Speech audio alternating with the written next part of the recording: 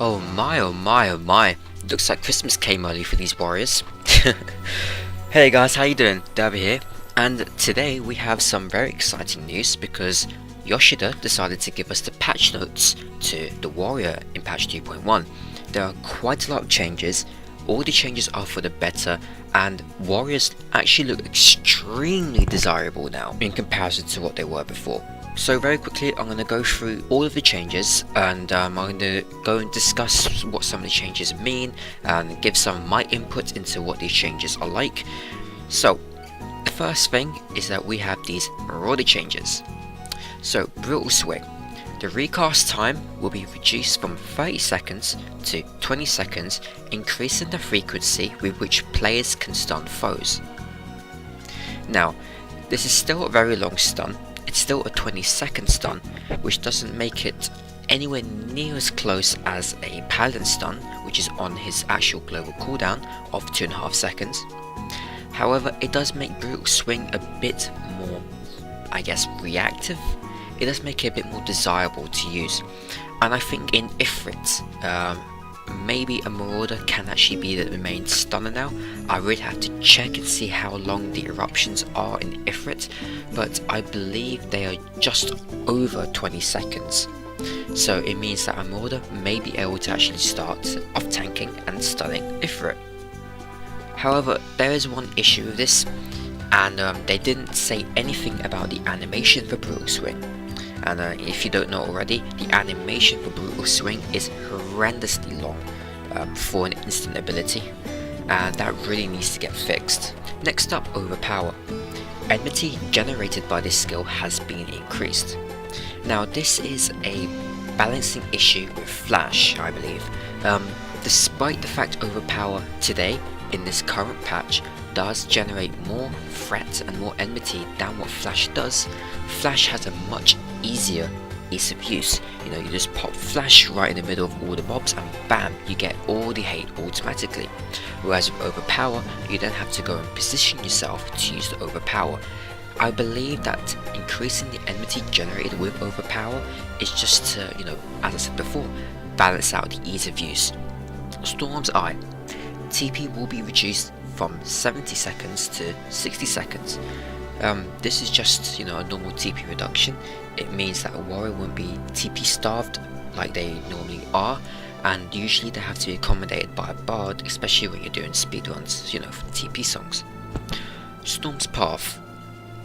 TP cost will be reduced from 90 to 60, and that is a huge buff for warrior. This skill will also reduce damage dealt by enemies for a period of time.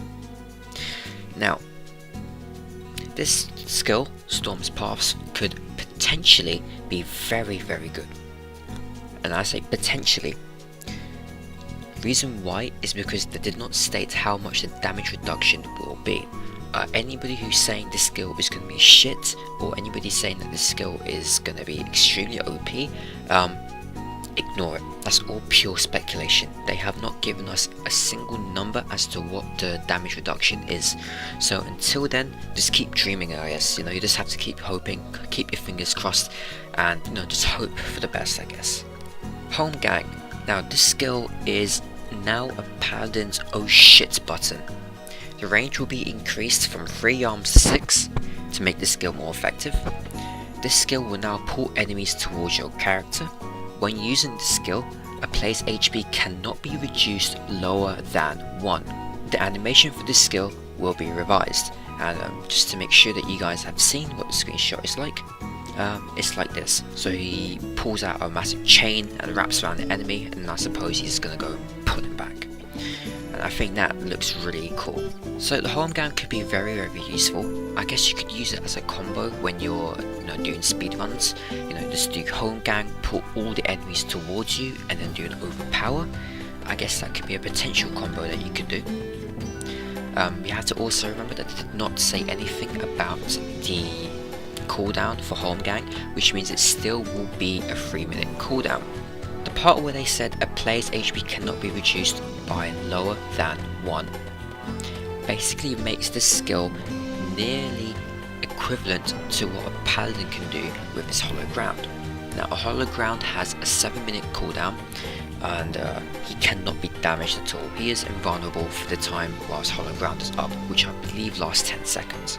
Harm Gang, on the other hand, can be used every 3 minutes, which seems overpowered to an extent. However, a healer still needs to be healing this warrior. Just because he popped his Harm Gang doesn't mean he's invulnerable, it means he cannot die. His HP cannot be reduced to lower than 1, and of course the warrior will die during the 6 seconds, but it makes it so the healer can actually res someone when it's desperately needed, and doesn't have to sacrifice any healing. But of course, once that person has been rezzed, the healer then has to go back and do some really big heals to get the warrior's health back up above 1. Vengeance. This skill will also reduce damage taken by 30%. This is now equivalent to a paladin's rampart. This is another oh shit button, and I believe Vengeance is now a very good skill. I believe it's a very overpowered skill. It has 120 recast versus the Rampart's 90 seconds. Rampart has a 20-second damage mitigation, whereas Vengeance has a 30 damage mitigation. So of course, because Vengeance has a longer recast time, it obviously, to balance it out with Rampart, it has to have a bigger damage mitigation. Mercy Stroke. Recast time will be reduced from 60 to 40 seconds, improving ease of use. Now I don't really see much from this skill from Mercy Stroke. I guess it could be a DPS boost to a Dragoon and a Monk, but other than that I don't really see any use for it as a warrior. Thriller Battle. Effect duration will be extended from 10 to 20 seconds. This skill is now a very big EHP boost for a warrior, because instead of having a 10 seconds buff, you now have a 20 seconds buff, where you're also, for that 20 seconds, you're also getting increased healing, and you're also getting a lot more life. So Thriller Battle is again another really good skill now, and it's much better than what it was before. So now we're actually on to the warrior skill changes themselves. So, Defiance is now the OP skill of the OP skill for a warrior. Enmity generated by this skill is increased. This skill will also increase HP recovery via curing magic by 20%. Defiance now is on par with a paladin's clairvoyance, and in case you don't know already, clairvoyance increases a paladin's heals. It can also be compared to a paladin's shield oath now, because whereas a shield oath has a 20% damage mitigation whilst a paladin is in that stance, the Defiance for a warrior will now instead receive 20% extra magic curing. Wrath. The improved healing effects granted by Wrath is removed. Instead, the improved healing effect will be granted by Defiance. Again, this is another really good fix, because it means that Wrath is finally an actual mechanic that a warrior can use whenever he needs it, and can actually spend it whenever he wants to, instead of actually keeping all the Wrath stacks and only ever using it for Inner Beast. It gives the warrior a bit more control over his actions, and it gives the warrior a bit more complexity rather than just keep Wrath stacks to 5 Inner Beast. So Inner Beast. Due to overall balancing changes, HP absorbed by damage dealt will be reduced from 300% to 100%. Damage taken will be reduced by 20% for 6 seconds. Of course, they had to reduce the HP absorbed by Inner Beast, because the warrior has received so much damage mitigation and so much buffs, combined with a massive 300% increased heal from Inner Beast. It would make warriors too OP. In fact, it will make warriors become the most desired tank for patch 2.1, and to make sure that it is balanced with the paladin, they had to decrease the HP absorbed by that amount. And of course, because Inner Beast also has a damage reduction, you can see how the warrior is starting to develop. It's no longer like how it was from patch 2.0 onwards. It is now like a paladin that has damage mitigation, and you can see that. Still, Cyclone doesn't, to me it doesn't really mean much. Maybe to a warrior it does, but this skill will now generate increased enmity. Unchained. Recast time will now be reduced from 180 seconds, 3 minutes, to 120 seconds, 2 minutes, improving ease of use.